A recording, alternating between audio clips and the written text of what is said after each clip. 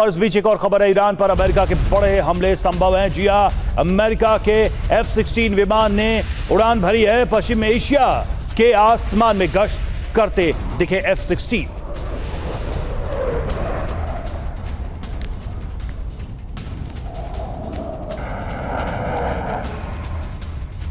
और चीन से ट्रंप की ईरान को धमकी, जहां ईरान का सैन्य विनाश जारी और चीन के साथ अमेरिका के रिश्ते भी मजबूत। हालांकि जिनपिंग ने उपलब्धियों पर बधाई भी दी है।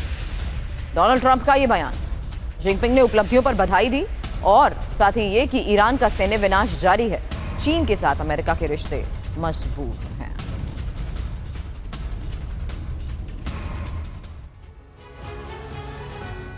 तो देखिए, पश्चिम एशिया में संकट और इस बीच बड़ी कूटनीतिक हलचल भी चल रही है। क्या क्या हो रहा है चीन, दिल्ली, यूएई तक क्या क्या इस वक्त गतिविधियां, उस पर एक नजर डालते हैं जल्दी। सबसे पहले बात करें चीन, तो चीन में बीजिंग में ट्रंप मौजूद है, वहां वार्ता चल रही है, लगातार बयान भी हम आपको दिखा रहे हैं। दिल्ली की बात करें तो ब्रिक्स की बैठक आज आखिरी दिन है। ईरान की तरफ से उनके विदेश मंत्री क्या कहेंगे, पूरी दुनिया की निगाहें। और यूएई की बात करें, पीएम मोदी का दौरा यूएई से शुरू होने वाला है। हालांकि चीन में ईरान पर जिस लिहाज से चर्चा की है, मनीष जल्द आइए इन्फॉर्मेशन वॉल पर, आज आप हमें यहाँ पर ज्वाइन करिए। हमारे सहयोगी मनीष भी है। चाय पर चर्चा की तस्वीरें आने से पहले ये जानना बहुत जरूरी है कि अभी फिलहाल रवि, ईरान पर चीन में जिस तरीके से चर्चा हुई है, तो जल्द सबसे पहले बता दीजिए चीन से क्या खबर निकलकर सामने आई है।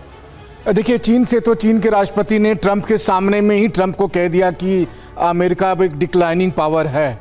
तो जाहिर है कि वैसी स्थिति में मध्य एशिया के संकट को निपटाने के लिए अमेरिका को चीन की मदद की जरूरत है। ठीक है। जिनपिंग ने यह ऑफर किया, लेकिन ट्रंप ने कहा मुझे आपकी जरूरत नहीं। दूसरी सबसे बड़ी बात, ब्रिक्स की बैठक, अराक्ची का सख्त संदेश। एक सवाल उस लिहाज से भी कर रही हूं, जहां ब्रिक्स से कल ही हमने चर्चा की थी कि यह महज वार्ता तक सीमित नहीं रहना चाहिए। ऐसे में जिस तरीके के संदेश दिए जा रहे हैं, अराक्ची का जो रुख सामने आ रहा है, उसको लेकर क्या खबर? देखिए, अराक्ची ने जब कल ब्रिक्स में संबोधित किया था, तब उन्होंने साफ तौर पर यह कहा कि ब्रिक्स को आगे बढ़ना चाहिए। और ब्रिक्स ने जो नए वर्ल्ड ऑर्डर की कल्पना की थी, मल्टीपोलर वर्ल्ड की कल्पना की थी, तो समय आ गया है जब अमेरिका के वर्चस्व को खत्म किया जाए और ग्लोबल साउथ के अगुवाई में या ब्रिक्स की अगुवाई में अब दुनिया को आगे बढ़ाया जाए। तो मुझे लगता है कि उसकी तरफ सबकी निगाहें होगी। बिल्कुल। और यूएई की बात करें तो मनीष, यूएई भी एक अफेक्टेड पार्टी रहा है इस वॉर का, और प्राइम मिनिस्टर का वहां मौजूद रहना, तब जबकि ये एस्केलेशन अभी खत्म नहीं हुआ। ये क्या मैसेज है, ये क्या संदेश है? देखिए, ये सबसे इंपॉर्टेंट है, क्योंकि याद होगा कि सबसे अधिक मिसाइल, सबसे अधिक ड्रोन यूएई पर गिरे थे ईरान की तरफ से। और आज भी अगर आप ईरान से पूछेंगे तो शायद वो कहेगा दुश्मन नंबर 1 अभी हमारा यूएई है।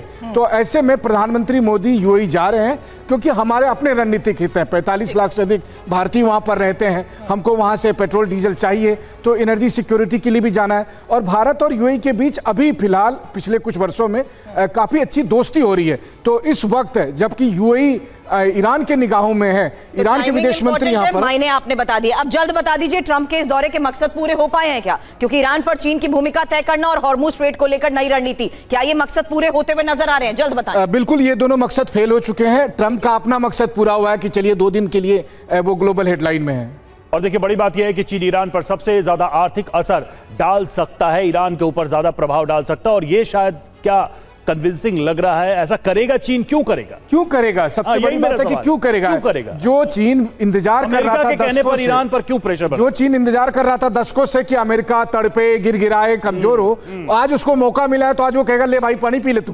वो क्यों ऐसा करेगा? हालांकि दिल्ली में अराक्ची की जिस तरीके से आपने शुरुआत में ही बता दी, उनके रुख को लेकर मैंने सवाल किया। अमेरिका के खिलाफ ब्रिक्स देशों से मकसद की उनकी चाह और तेल, चाबहार, पोर्ट और व्यापार को सुरक्षित रखने की ये जो कोशिश है, इसका क्या असर निकलकर सामने आता है, ये इस पर भी सबकी नजर रहेगी। बड़ी बात क्या है? बात यह है कि भारत दोनों पक्षों से बातचीत कर सकता है। भारत एक ऐसा मिडिल पॉइंट पे खड़ा है जहां दोनों से कम्युनिकेट करना आसान है। पीएम मोदी का यूएई दौरा, खाड़ी देशों के साथ सुरक्षा और ऊर्जा पर सहयोग पर चर्चा होगी। ये बहुत ही एक्सपेक्टेड, स्वाभाविक लाइन है। दोनों के बीच अच्छे संबंध है। बड़ी बात यह कि यूएई शांतिपूर्ण समाधान चाहता है शुरू से कम यूएई ने तो ये इंडिकेशन दिया है कि वो इस वॉर में डायरेक्टली नहीं इन्वॉल्व होना चाहता। ये बात अलग है कि ईरान ने हमले करके यूएई को डायरेक्टली इनडायरेक्टली किसी तरीके से इस वॉर में ड्रैग जरूर कर लिया है ईरान ने।